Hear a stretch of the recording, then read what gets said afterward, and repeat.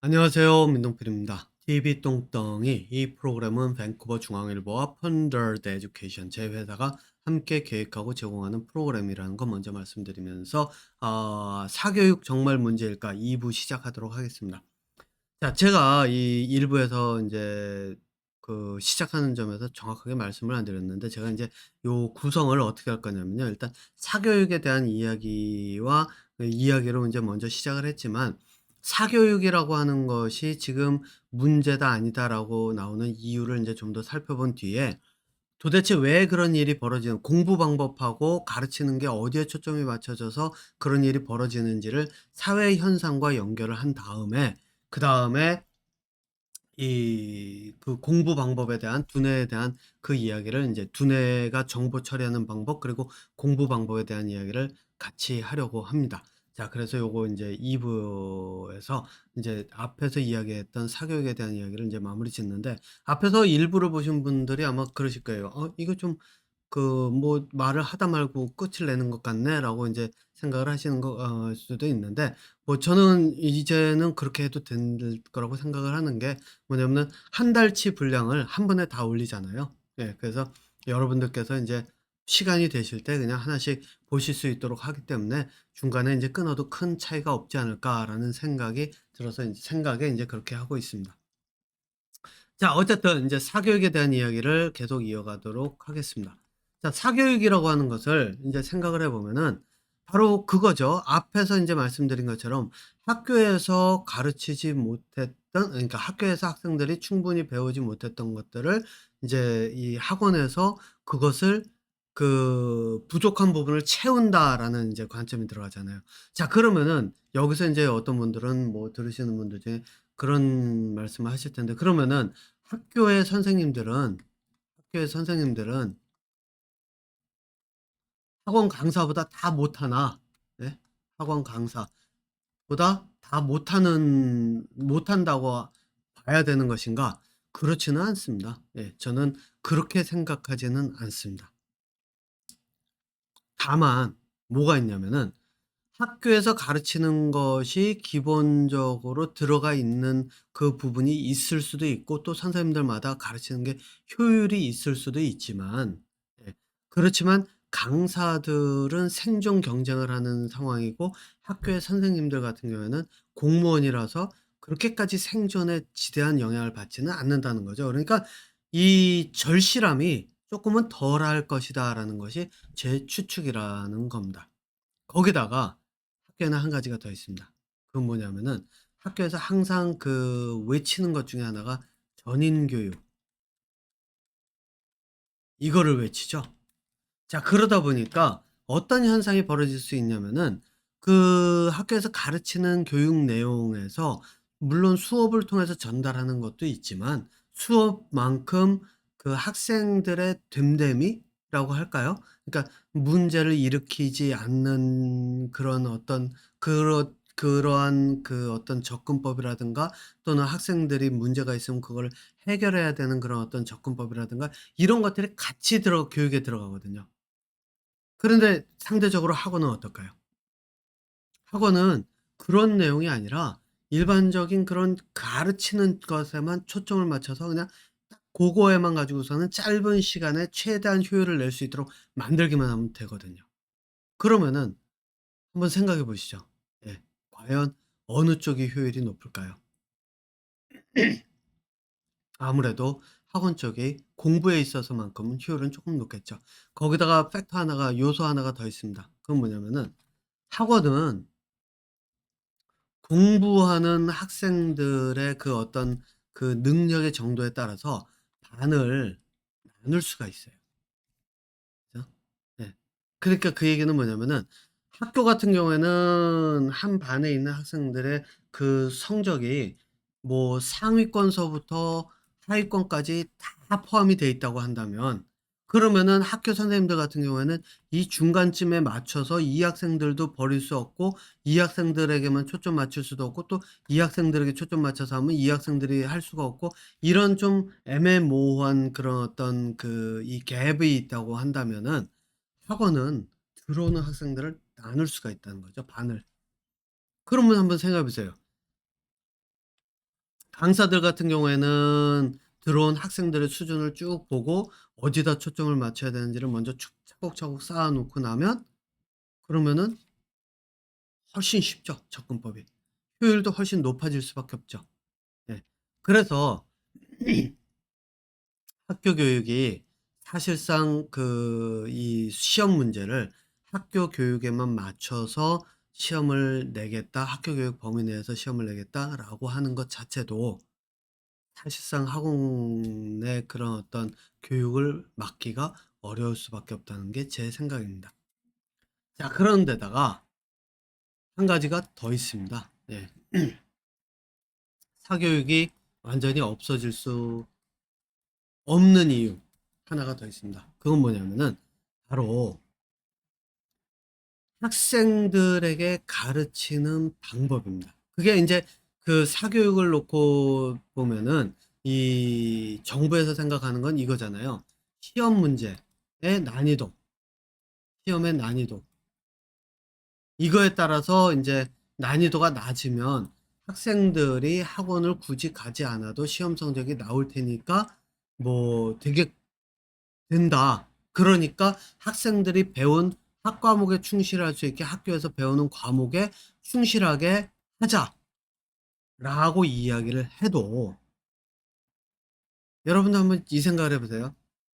이 예를 들어 가지고 다윈의 진화론이라고 하는 것을 뭐 이걸 가지고 인제 이야기를 해 볼까요? 다윈의 진화론이라는 것을 가지고 학생들에게 인제 이 학교 교과 과목에 있었다고 칠게요. 그리고 인제 그걸 가르쳤다고 인제 얘기를 해 볼게요. 뭐 이거는 어떻고 이건 어떻고 이건 어떻고.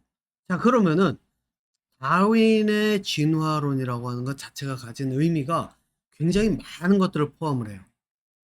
그래서 진화론을 배웠는데 학생들은 이걸 가지고 했는데 뭐 예를 들어 가지고서는 뭐 다윈이 실제로 가지고 했던 새의 이름이 핀치라고 하는 건데 이거를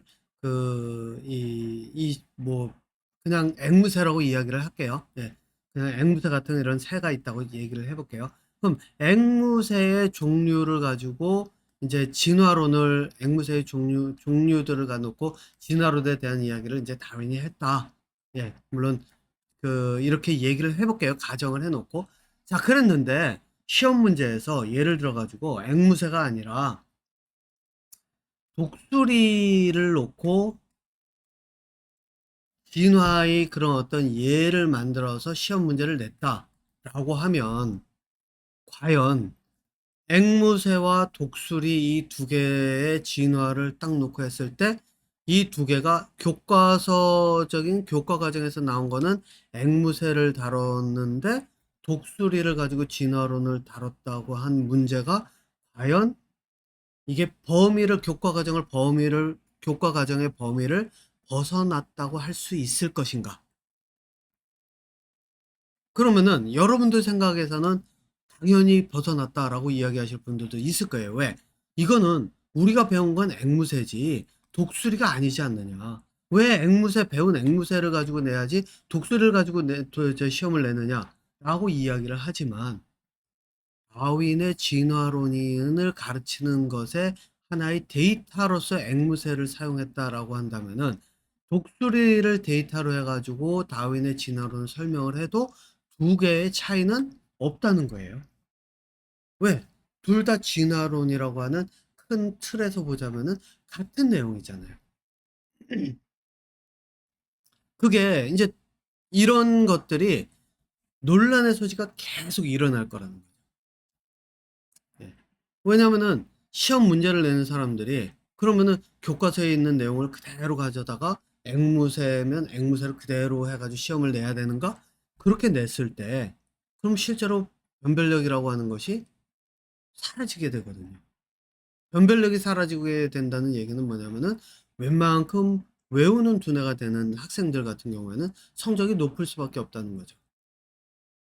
그런데 문제는 뭐냐면은 바로 이 수능이라고 하는 거 있잖아요. 이거는 학생들의 수학 능력을 평가하기 위한 거잖아요. 그래서 제가 기억하기로 수능이 도입이 된 이유 중에 하나가 과거에는 이게 암기식의 그런 어떤 그 시험에 초점이 맞춰져 있었다고 한다면, 그죠? 수능이라고 하는 것은 수학 능력을 통해서 그 초점을 맞춘다 그래 가지고 암기식에서 벗어나기 위해서 만든 게 수학 능력이라고 저는 알고 있습니다. 물론 제가 잘못 알고 있을 수도 있어요. 제가 수능이 어떻게 나오게 됐는지에 대해서 정확하게 다 찾아보고 그러지는 않았으니까요. 하지만 이제 이게 제가 기억하는 수능의 그 탄생 그 배경이라고 이제 저는 알고 있는데, 자 그러면은 이제 한번 볼게요. 앞에서 앵무새를 가지고 진화론을 이야기한 것은, 그것은 암기식이에요. 그러니까 예전에 왜 이런 얘기를 전 많이 들었거든요.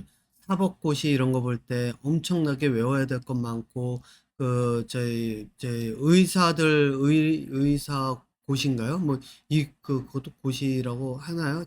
의사 면허 시험, 자격 시험 뭐 이런 것까지 자격 시험이라고 할 수 있겠죠. 예. 그런 것까지 할 때도 암기해야 될 게 엄청나게 많다. 뭐 사법고시도 그렇고 행정고시도 그렇고 외워야 될 게 엄청 많다라고 하는 거 있잖아요.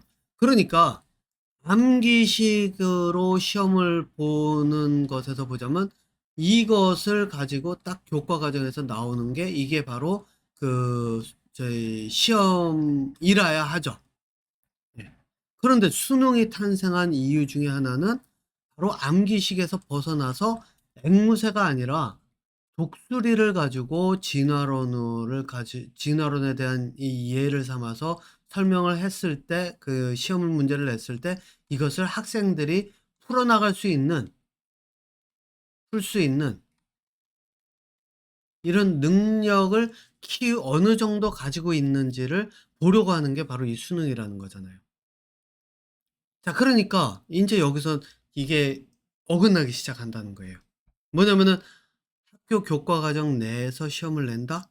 이게 그렇게 되면은 암기식으로 내는 것이라고 착각을 하는 경우가 생기고, 암기식으로 내는 것이 아니면은 이게 그 수능 영역 밖이다라고 그 정부가 만약에 규제를 한다라고 한다면은 모든 것들을 암기식으로 돌아가는 거죠.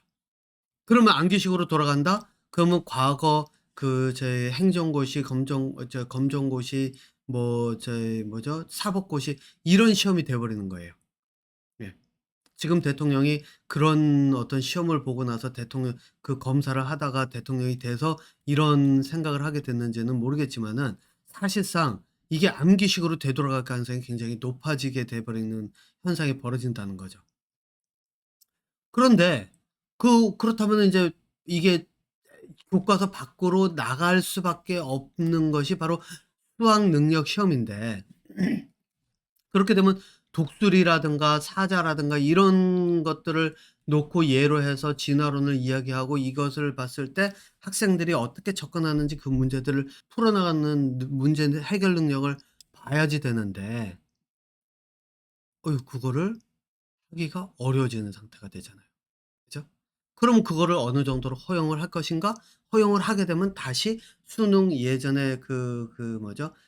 지금 사교육 때문에 문제가 되는 뭐 킬러 문항인가? 뭐 이런 것들 있잖아요. 그런 것들이 나올 수밖에 없게 되고, 그런 것들이 나오게 되면 또다시 사교육이라고 하는 쪽이 좀 더 유리하게 작동을 하게 될 수밖에 없다는 거예요.